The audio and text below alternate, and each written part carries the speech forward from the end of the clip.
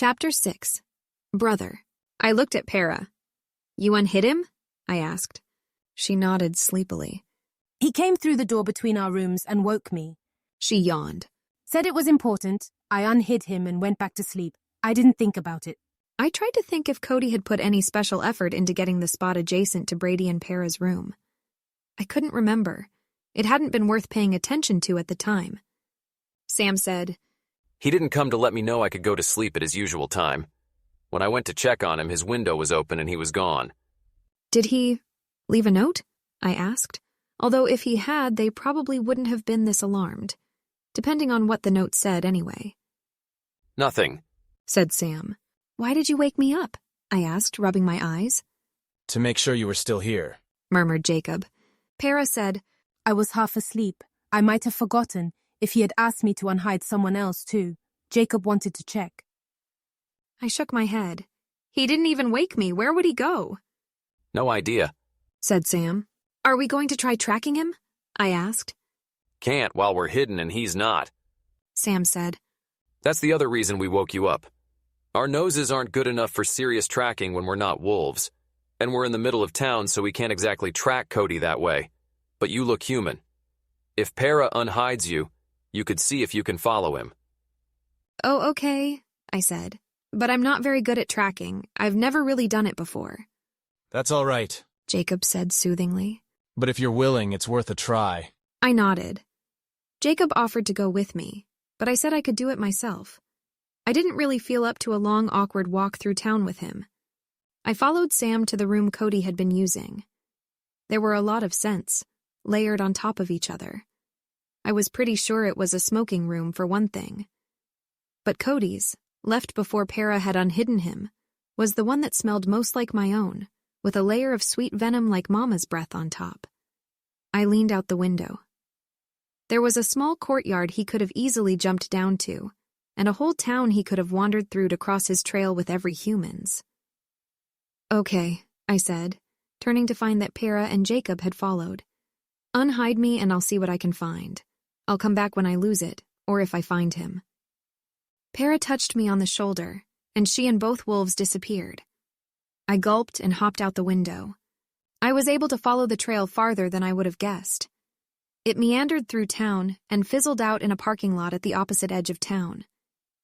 Losing it there, I turned around to go back and report on my findings, but then I smelled wolf. I didn't know how to tell who it was, but I'd been with Jacob's pack all along, so it couldn't have been any of them. Even if someone had followed me, I shouldn't have smelled him while he was hidden. That meant a kept wolf had been nearby. Gingerly, I followed that trail. It led from the parking lot down the block. There was a spot of sidewalk where the scent was thicker, like the person who left it had stood there for a few minutes before moving on.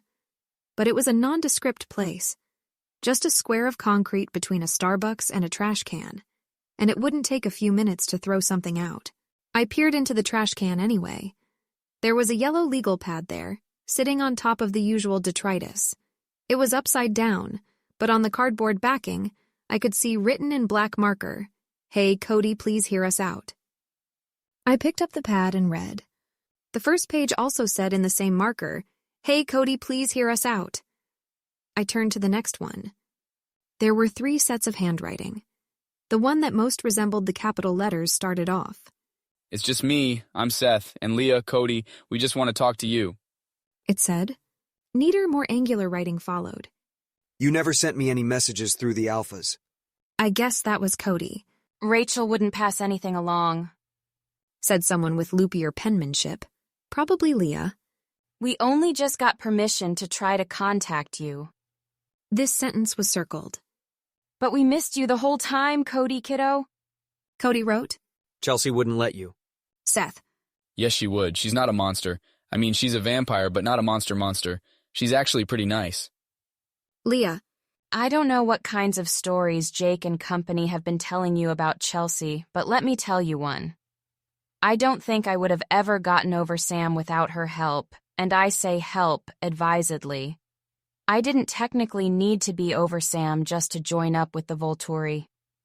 I asked her to help me, and she did, and I feel better. The medium didn't give me any impression of time passing, but Seth's writing next said, Cody, are you there? Cody wrote, I'm here. Seth. You aren't going to wake everybody up and have them attack us, are you? We're really here alone. Dimitri pointed the way, but he's not here. Cody. There were more than 2 wolves last night when we were out. Leah. Those were some of Becky's, not us, and they weren't even here for you. They were here about a coven in Omaha with a different guard. Us and Dimitri just got here. It's a coincidence that Becky's bunch ran into your group.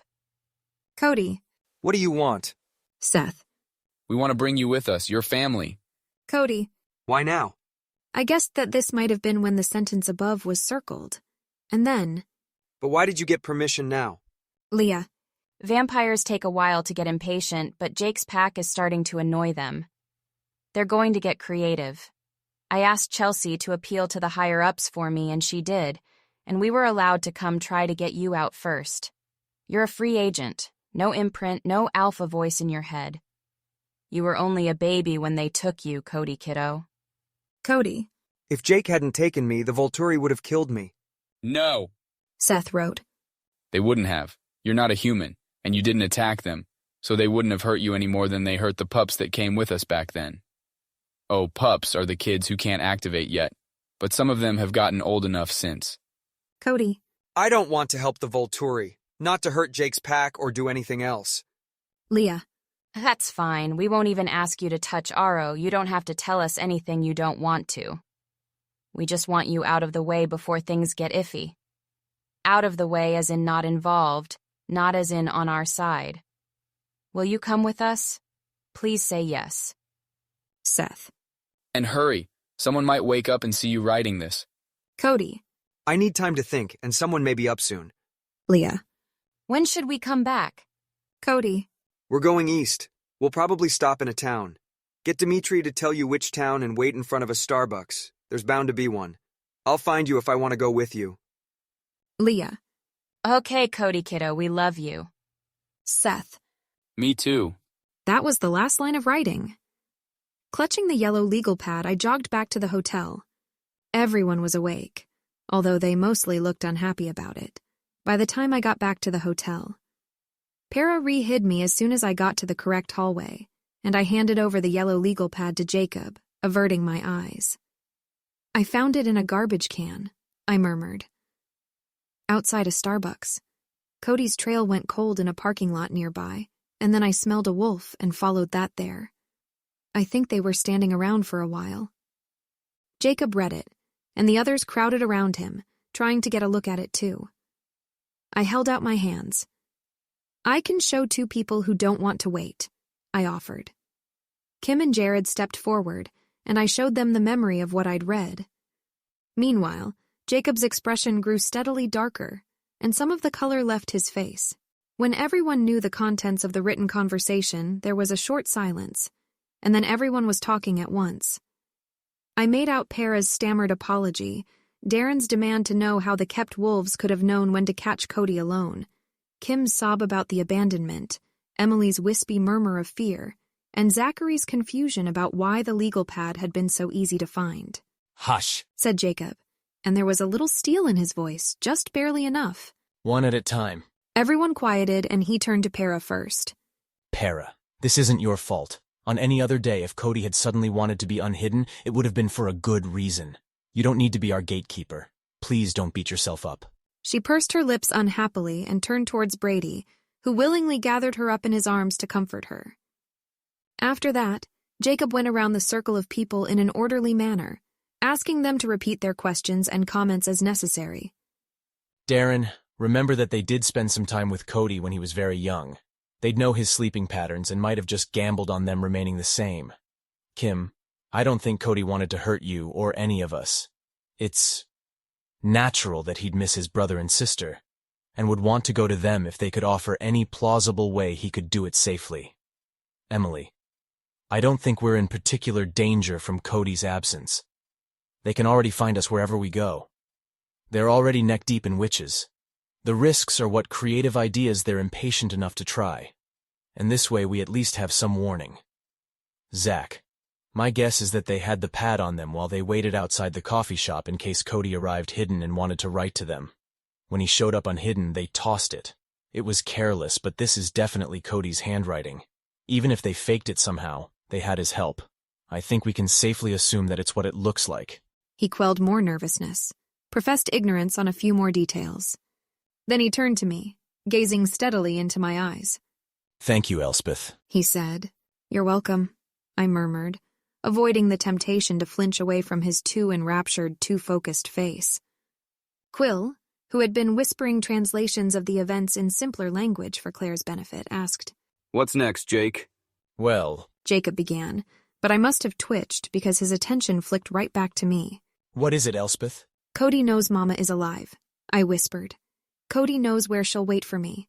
I don't believe that they won't read his mind. Even if Aro really doesn't do it, Del could copy Arrow and do it for him. Jacob stared at me, his face full of horror. And then a grim determination settled over his features, and he turned back to Quill to answer his question. We're continuing to New York. He said. As fast as we can go. I tried to protest that the entire pack didn't have to cater to my needs, and that I could go by myself to find and warn Mama. I wasn't very good at it. A few people seemed willing to take me at my unbelievable word and let me go to the city alone while the pack made its own defensive maneuvers. But Jacob wouldn't hear of it. It was obvious that what I really wanted was company, and a chance of getting to Mama first or fighting off anyone who wanted to hurt her. And as long as that was obvious, and Jacob had the power to see that I wasn't alone and defenseless, he would do it. Mama probably isn't even in New York yet, I said. She'll be at least a couple more days. Then we can beat her there. Jacob said. If we hop a plane. It took a few hours of running to get to the nearest airport. I was rather worried that such a large group of people sneaking onto an aircraft might cause issues of weight tolerance, but they'd apparently managed the feat before without crashing. We went around the apparently deserted security stations, not wanting to set off any of their devices, and found a flight bound for LaGuardia. We wove around eerily self-propelling suitcases and levitating bags, but once we were on the plane, we could sit in whatever seats we wanted, as long as we sat forward of the seatbelts.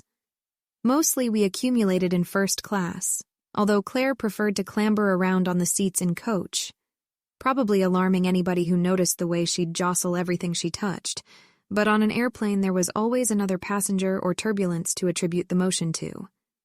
Invisible 7-year-old was low on the list of possibilities. I borrowed Ruth, as an alternative to sitting alone.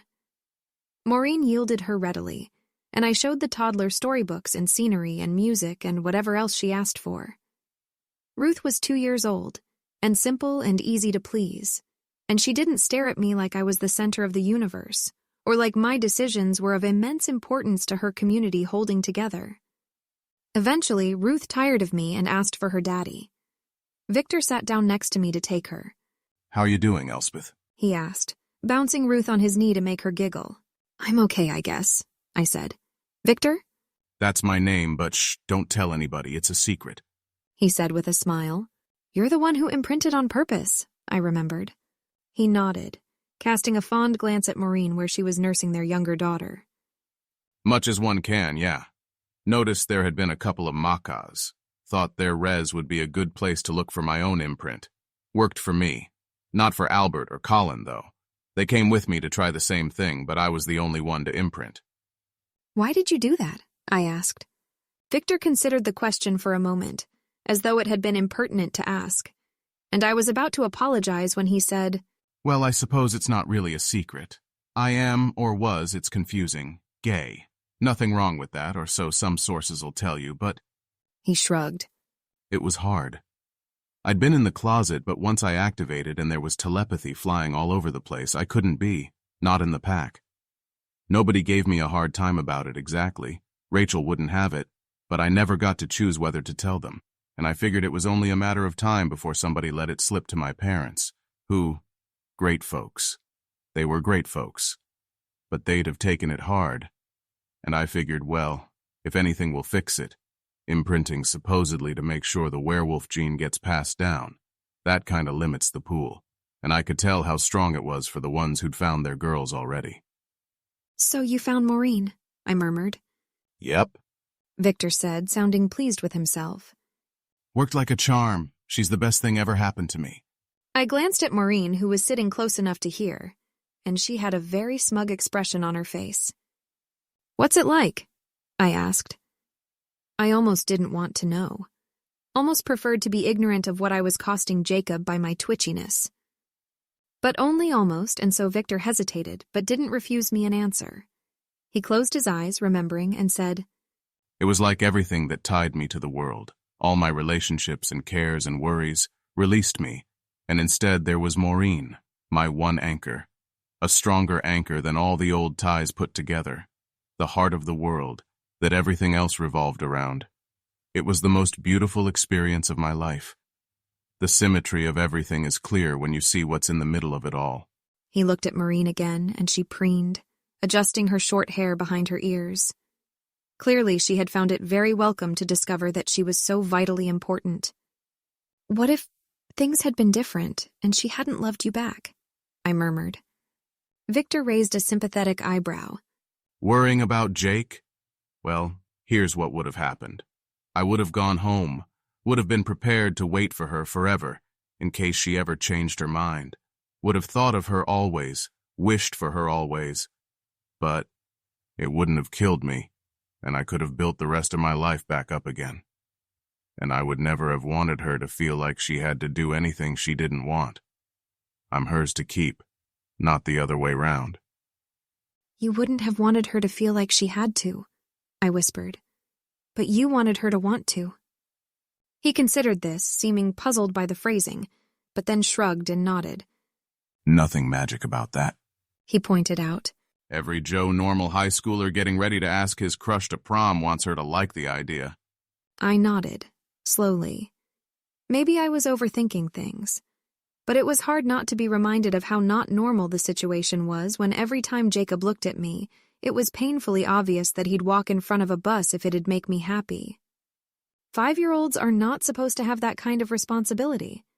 Even 16-year-olds are not supposed to be able to ask people to fling themselves into traffic. Nobody is supposed to be able to do that. How did Mama handle it? "Mama, how did you do this? Please tell me what to do, Mama. I don't know what to do." Victor got up.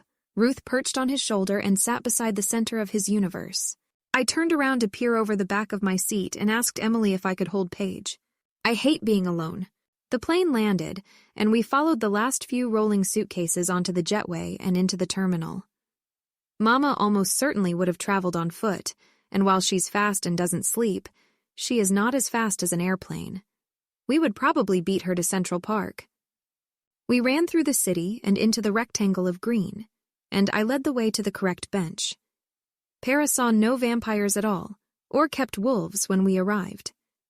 I showed her what Mama looked like so she'd recognize her. I guess I'll try to stay on your schedule, so we don't miss her if she shows up at 6 in the morning, said Para. "Thank you," I said. "I'm sorry I wake up so early." Para shrugged. I was up early this morning. I'll go to bed tonight when you do, and you can wake me when you wake if I am still asleep then. It will be enough sleep. She was as good as her word, and while we camped out in the park, she followed my schedule and kept an eye out for Mama, or other vampires or wolves who might be there for the same reason. I talked to Jacob a little while we waited. We didn't directly address the fact of his imprinting. He never asked me to show him anything, or otherwise arrange for us to touch, and I didn't offer. But it was possible to work around the subject, within the limited medium, and have a conversation. So you've been to New York before? Jacob asked me, after we'd been sitting near my rendezvous point for a short while and it was nearing dark. "Of course," I said. "Mama showed me this place so I would know where to go if we were separated." Is that all you did here? He asked. "Pretty much," I said. It was before Mama got her job, so it would have been too expensive to stay in a hotel. That meant we couldn't stay overnight. You can't really camp out in a city unless you're hidden like this. Also, Mama is pretty sure there are vampires around here, although we didn't meet any. Big cities are likely to have them because there are so many people that a few can go missing without attracting attention. You guys avoided other vampires? He asked. I nodded. Why? If they were anyone Mama knew, they'd find out she was alive, and it could get back to the Volturi. And people she didn't know might have attacked us. I paused. Or both. We never go to Tennessee because my Uncle Jasper lives there, and when Mama ran into him, before she found me when I was 6 months old, he had gone crazy. He attacked her. She only escaped because he was too crazy to fight seriously, and she managed to convince him that she was somebody else and he was hallucinating. I didn't know vampires hallucinated, Said Jacob. Mama's never heard of it happening to anybody besides Uncle Jasper, I said. She thinks it might have happened to him because he's an empath sort of witch, and he had to feel his wife die. Jacob shivered. Nice family history you grew up with. Mama doesn't keep secrets from me, I said. That means some of the stories I heard weren't very nice. I like it better this way. When I lived with Grandma and Grandpa and Aunt Rosalie and Uncle Emmett, they didn't tell me hardly anything. Even though they thought Mama was dead, they didn't say so. They didn't tell me about Daddy either. He shifted uncomfortably. Cody was almost a year old before we really explained to him what had happened with his parents and his brother and sister. Jacob murmured. What did you tell him? He must have asked. Well, he remembered his parents handing him over, demanding that we take him away. Jacob said. I think the phrasing Kim used that we all picked up was that they hadn't asked us to bring him back yet. And she used to tell him that Leah and Seth were working in Italy without being specific about it. When he learned to ask more specific questions, he got more specific answers, and he'd overhear us talking sometimes. Kid has good ears. What does Claire know? I asked, wrenching the conversation away from Cody. I couldn't sort out how I felt about him anymore. Maybe I could have understood it if I'd had any brothers or sisters, or if I'd been raised by my relatives and not Mama for my whole life. Was it only that he missed Leah and Seth? Was that why it had taken so little, such unenforceable assurances, before he would skip off and leave no note behind? Not a whole lot, admitted Jacob. I don't think she remembers her parents. As far as Claire's concerned, the pack is the whole world. Why wouldn't you ever go back to Washington and at least write messages, even if you didn't want to risk unhiding? I asked. So you're acquainted with your Grandpa Charlie, then? Asked Jacob. Send him Christmas cards? I got up and walked over to where several pack members were playing cards and asked stiffly to be dealt in. I ignored Jacob calling after me. Wait, Elspeth, I didn't mean Elspeth, I'm sorry. I got his point, of course. Contact, even the possibility of it, meant turning people into potential hostages. And once I thought about it, I understood why they couldn't just pick up and hide Claire's parents and integrate them into the pack. The parents would have relatives they wouldn't want to cut off too, who would in turn have relatives, and the pack needed mobility that depended on its wolf-to-human ratio. If they couldn't run away, fast, when a Volturi guard set their campsite on fire, they would die. But he didn't have to say it that way, about Grandpa Charlie. I know Mama hates that he has to think she's dead and I'm missing. And Grandma Renee doesn't even know that I was born in the first place. I didn't understand why he'd said it like that. What would make it seem like a good idea? It's your turn, Thea said, elbowing me in the side, and I played a card and was confused. I didn't try to talk to Jacob after that, and he let me be. It took 2 nervous days before Para saw anyone. Elspeth, Para said, as soon as I got back from my hunt the morning of the 3rd day. your mother got here a few minutes ago. She's sitting on the bench right there. Para pointed. But there are people nearby. Why didn't you send someone to find me? I exclaimed. She doesn't look like she's going to leave, Said Para. And I have seen no other vampires or wolves, only her. I would have hidden her if joggers would stop going by every half minute. Para sighed. I contemplated how to tell Mama to go somewhere less visible, and finally I just put my hand roughly where her face would be if she sat where Para had claimed. Tell me if she blinks, I said. Mama, it's me. Please blink twice if you can hear me, I attempted to send, wondering if my power would cross the divide between hidden and unhidden like Dimitri's could. Nothing. Para said. Drat. The joggers aren't looking close enough to see me writing if I write to her, are they? No, Said Para. I fetched the yellow legal pad, tore a clean sheet out from the back, and was then stumped by my lack of a pen. Para could tell what I was frowning about, though, and found one in her purse for me. I scribbled a note for Mama. Mama, it's me. I found Jacob's pack. They are all safe from the Volturi because they have a witch with them who can hide them, and she hid me too, which is why you can't see me. Please go someplace where no one is looking, but where the human witch will be able to touch you, so she can hide you and we will be able to see each other. Para took the note when I'd finished and trailed it through the air while she unhid it so it would appear to be carried on the wind. It was seized out of the air by an invisible hand, Mama's, and gave Para a paper cut. Para drew in a sharp breath. Is your mother... She won't hurt you, I promised. Not even if you're bleeding, but I should warn her in the note so it won't surprise her. It's impossible to avoid human blood reliably if you're going to be around humans. They're very fragile. Mama has very good control and always has, but it would be better not to startle her with the scent. It does smell awfully yummy even to me, but I've always been on my best behavior about it and never try to drink it. I grabbed another page.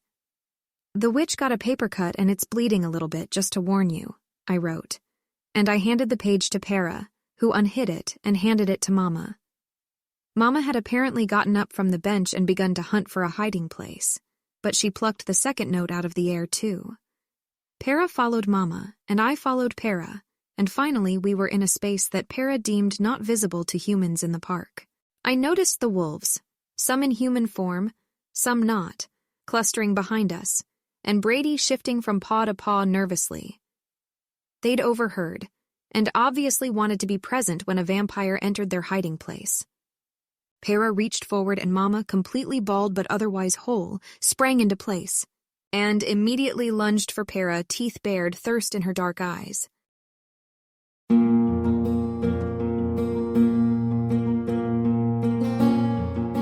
This has been an AI reading of the Rational Twilight fanfiction Luminosity by Alicorn, licensed under an Attribution Non-Commercial Share-alike 4.0 international agreement. If you wish to support this AI reading and others like it, please visit patreon.com/AskWhoCastsAI, where we are releasing episodes 4 weeks in advance of the regular feed. Thanks for listening.